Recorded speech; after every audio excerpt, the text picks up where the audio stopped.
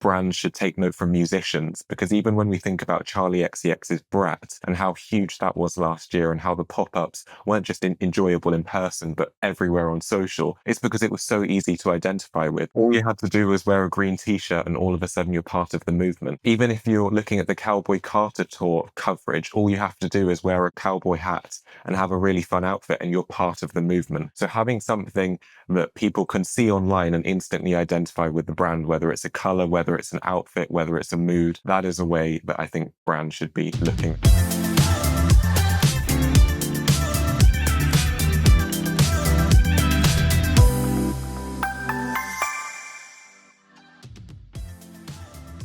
Have you ever wondered why some brands grow exponentially, building legions of passionate fans that live and die by their logos, and some, well, don't?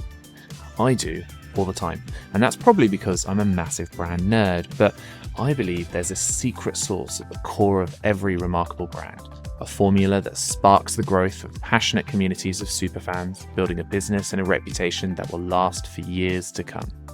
My name is Paul Archer, and I'm a specialist in brand advocacy and word of mouth, having consulted for hundreds of brands on a topic. Hey, it's Verity here, your co-host of the Building Brand Advocacy podcast. In this podcast, we tap into the greatest marketing minds in the world as they share the exact tactics and strategies used to build the world's greatest brands, dropping actionable insights every brand builder can apply. We've got some incredible guests coming up, sharing insights and tips that can truly shift the marketing landscape. If you want to be the first to hear, make sure you hit that follow button. The more people following the show, the bigger and better we can make it. So if you're loving what you hear, don't forget to follow and spread the word. Thanks again for listening. It really means a lot. I hope you enjoy this next episode. It's time to learn and build brand advocacy. Hello and welcome to Building Brand Advocacy. Today I'm thrilled to welcome the most awesome content creator, social media strategist and creative consultant, Joel. And if you are not following Joel's socials, particularly his TikTok, then you're really missing a trick, because he's sharing the most on-point industry tactics and sharing some amazing examples of the brands killing it right now. Welcome, Joel. Oh, thank you for the intro. Great to finally talk. Do you want to just let our audience know a little bit more about you and a little bit more insight into what you're doing right now? Hi, my name's Joel Marlinarson, content creator and social media strategist, working with brands both in front and behind the camera.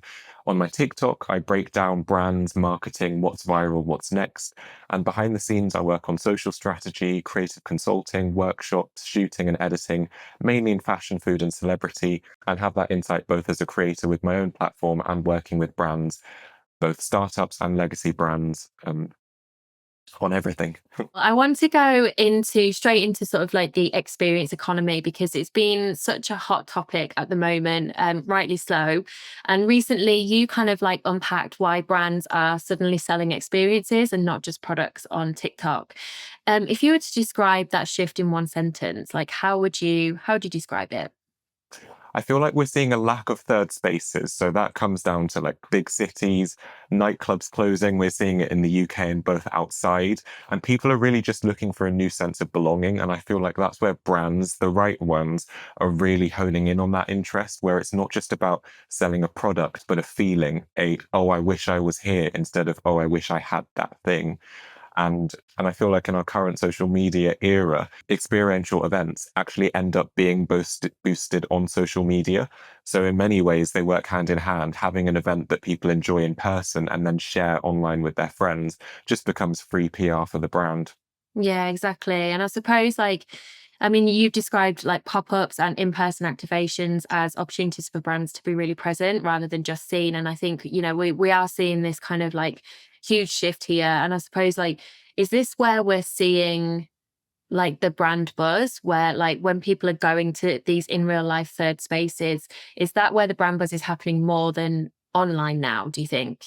I really think they work hand in hand, but for the luxury space specifically, I think experiential marketing is working really well, specifically because if you go on TikTok or any social platform right now, the dupe market is booming.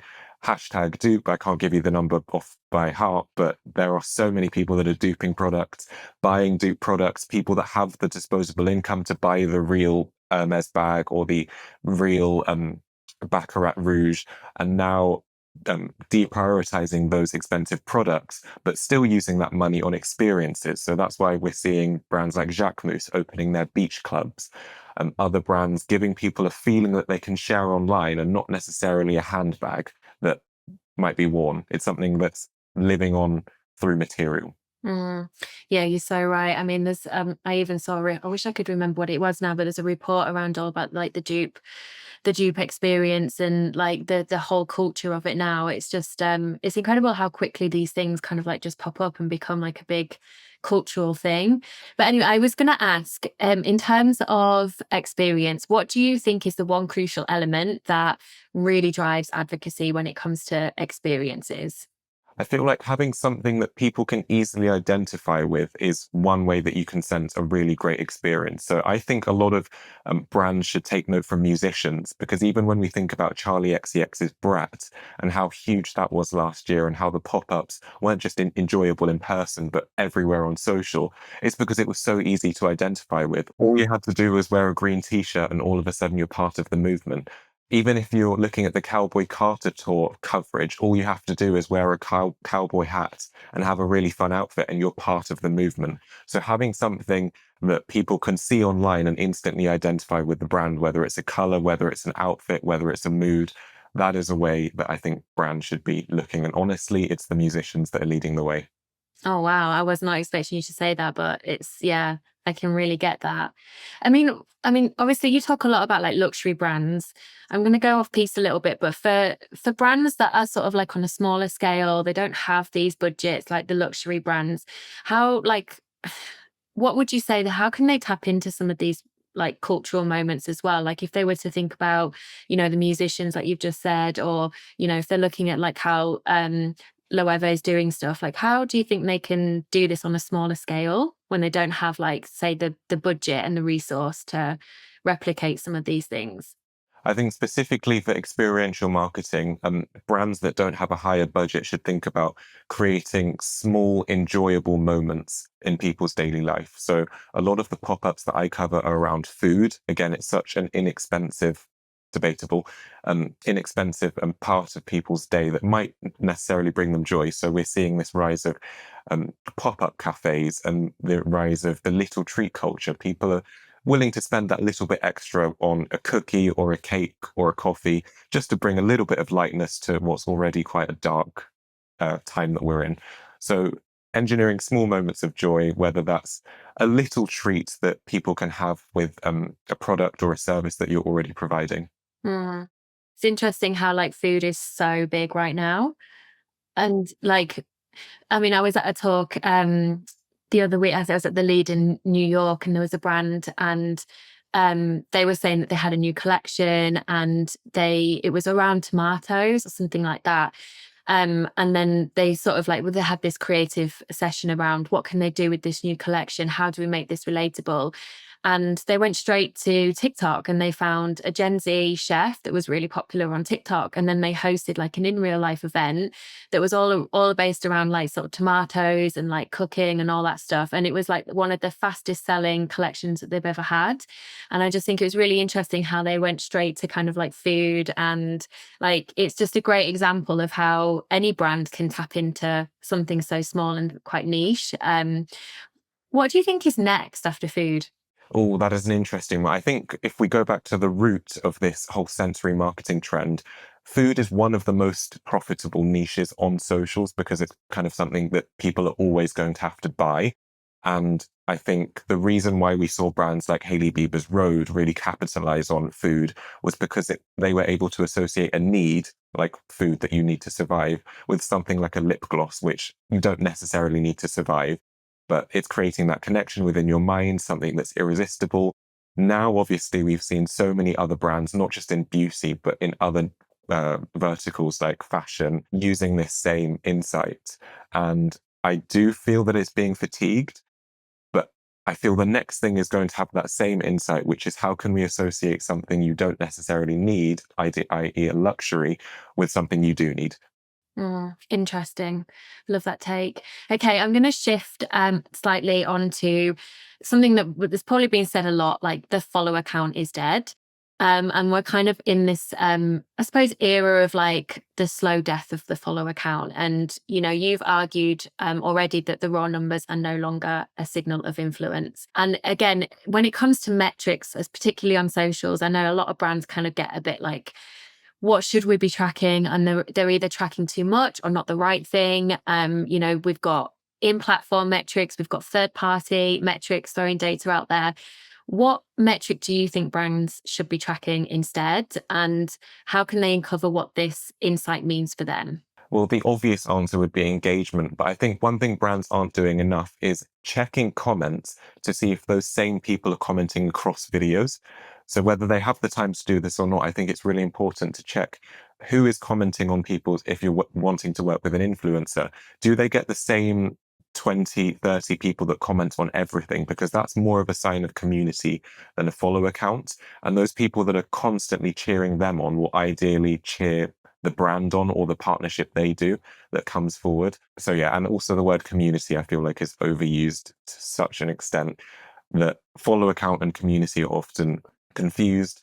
And it's the people that constantly show up, whether that's liking, whether that's commenting, that are really part of that community. Community is the most overused word right now, but probably the most misunderstood as well in terms of like what that means for different brands and how they kind of, 100% agree. Okay, so say if you have 10,000 people watch a piece of content, but they don't comment, what do you think is the tactical steps that you could take to convert those silent viewers into advocates? I'd say you'd have to start with in-jokes. So I think that's one of the most underrated marketing tactics / tricks is having an in-joke for your brand, whether that's halfway through a video, having a specific set of emojis that only people who watch the full thing would then go and comment. That would drive people to feel like they're part of something. And also, if you've ever watched a TikTok video and wondered why people are commenting a certain joke or a certain reference and felt like, am I missing out on something? Ryanair have made it so easy to attack them and to criticize them, and they've used that to their advantage. They accept it. Attack, we're going to appreciate our flaws and invite people to take part in tearing us down. Yeah. I think that's I mean Ryanair, I think they're probably the OGs, aren't they, when it comes to that kind of like tone of voice and allowing like people to kind of come at them in that way. And I think people are trying to be a bit more playful in their tone of voice. And I think also this, like you said, in the comment section, I think there's a more and more brands are trying to show up a bit more in the comments and show their personality. I suppose it's kind of like getting the right balance between like how far can brands take it now, basically. That's why I was just wondering if there was any good examples that you've seen, because I know that a lot of brands are trying to be a bit more disruptive, playful, particularly in the comments, but also kind of a bit tentative of like going too far. Yeah, definitely. I think with Ryanair's strategy, I obviously quoted them, but I'm actually working on a video where I wonder if the strategy has become tired or if their kind of tone of voice and sassiness has become a bit fatigued as more brands have followed suit. Again, going back to the sensory marketing, it was innovative when Rhodes did it and when Jacquemus did it, but when the entire fashion and beauty industry followed suit, then it became less special. So I do think whilst having an in-joke or participating in a trend like that matters, you do have to think what's going to be next. And I, again, think it's going to come back to a need, like with fashion and food. You need food, you need fashion, but how can we combine two different things together? Interesting. And you mentioned just before Loewe's tomato hot air balloon stunt, which is obviously very iconic. What do you think made that activation land without feeling really forced? I think in Loewe's case, obviously they're doing incredibly well on socials, but what they do, which very other luxury brands do, is admit that they're part of a conversation that they're not in control of. So they had spotted that tweet, again, amazing community management. They spotted a tweet that somebody had made saying, this tomato feels so Loewe coded. And at that point, they could have just got their social media manager to like it and move on and then post whatever was on their content calendar. But they decided to double down on that meme and turn it into a product, which was the clutch bag, and then a line of candles, and then milking the moment beyond the two products, an actual hot air balloon campaign. So it was Loewe, a luxury brand, realizing they're part of a conversation and then adding to that. So they found that moment and then milked it for what it was worth. And I think that was such an impressive move for a fashion brand in the luxury space, which we don't really see that active conversation with. Yeah. Do you think there's anything that they could have done to make it even better? I would have absolutely loved to have seen the original creator who made the tweet about the Loewe tomato meme be credited or in some way part of the campaign.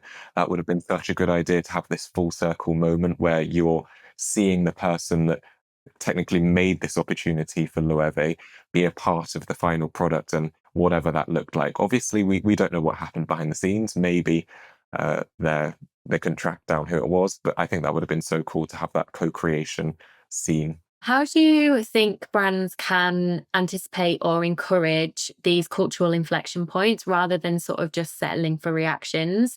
And do you think there's a way for brands to truly forecast these cultural impact moments? I think there are 2 points here. It's realizing that for most brands, their next viral campaign idea could literally just be sitting in their comment section.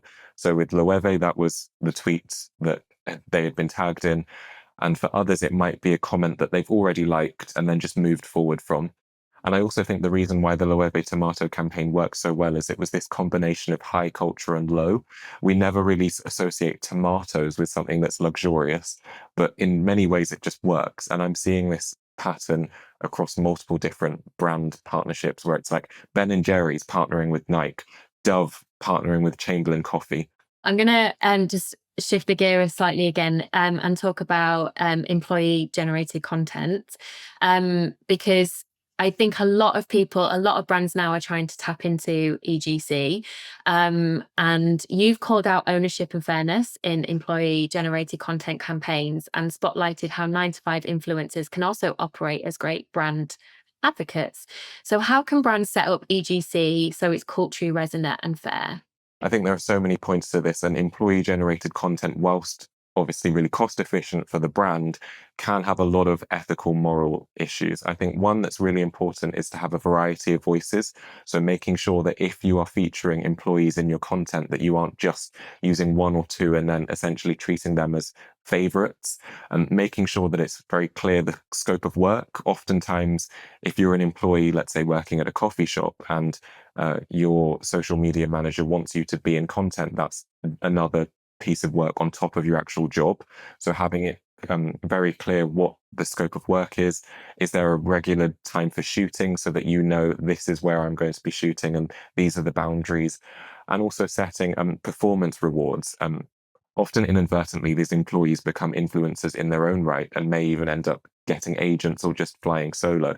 So perhaps even having performance rewards for brands that are relying on employees in the same way that they rely on macro influencers and micro influencers who have built their own audience, and having very clear boundaries between work behind the camera and in front of the camera.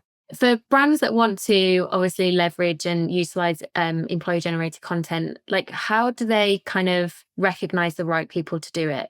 Well, first you start off by asking who is most willing to be on camera. And second of all, I would take a wider look at the industry, whether it's something like finance, and think, who do we not hear from? Who do we hear from in a different context? And why would people want to hear this? So when I think about brands in finance, an industry that we traditionally see as boring, who are doing well, I think of Blackstone. They have a series where they highlight their chief of staff, senior executives who do these casual walkthrough interviews. And we rarely see executives in this kind of relatable, down-to-earth manner. So that's an example of a brand using team members who we rarely hear from in a natural context. Whether it's in a fashion brand, we rarely hear from the makers. Who is it in the team that's got an interesting story or has an interesting role that not many people know about? Is there an information gap? So, and then obviously you have to ensure that those people are willing and comfortable to be on camera, because being perceived on the social media is a completely different role that many people are not signing up to. If they're, for example, a retail staff member at Argos, they might not have necessarily signed up for that. And I think it's really important that people understand and respect that. Yeah, so right around like the different I think that for quite a while it was all around founder-led content and, you know, the founder brand. And I think that's still really key and relevant if you can make that happen. But I also think like they're going to target a certain audience. They're going to have a certain kind of conversation and a certain thing and a way of saying it. Whereas like you said, like if you can bring in other people at different levels in different departments, they're going to be able to talk to different audiences, all still relevant for the brand's customer and who they want to reach, but it'll just be these different conversational points that I think that's kind of a bit missing with the whole employee generated content. I'm not sure brands are really kind of thinking that deeply with it just yet. Some probably are, but I think there's still a bit of a way to go in terms of this whole content ecosystem when it comes to employee generated content. Yeah, and even founder-led content is often quite aspirational because people are watching because they want to see that journey of an entrepreneur making their dream come true. But equally, people are interested in employee-generated content because we want to hear the advocates, the people that are working on the ground, that know the products inside and out. And they often have more insight on products than an influencer that's being signed for a one-off deal. So it's just having that balance. I mentioned your TikTok at the start of this interview, and it's you basically you name like the brands that are shaping the industry. You give us great examples of how they're doing it. Which of those brand moves would you recreate for a brand struggling on social today? I definitely look at a brand partnership with brands that are in different categories. So thinking about like fashion and food, how can you combine two different things that aren't really seen in the same context?